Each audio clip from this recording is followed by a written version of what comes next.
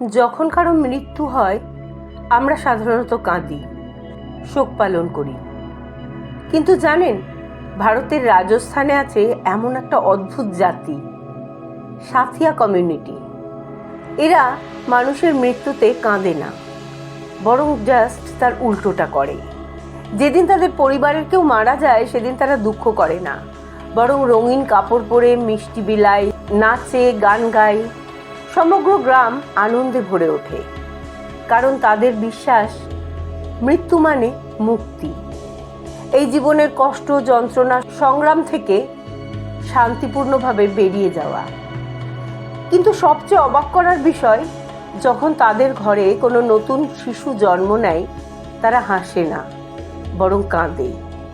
তাদের বিশ্বাস একটি নতুন প্রাণ পৃথিবীতে এসেছে, তাকে এখন জীবনভর কষ্ট, সংগ্রাম আর ব্যথা বয়ে নিয়ে যেতে হবে।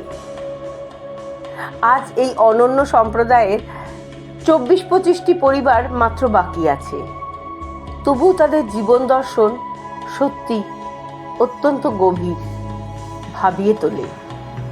যেখানে মৃত্যু মানে শেষ নয়, বরং একটা মুক্তির উৎসব।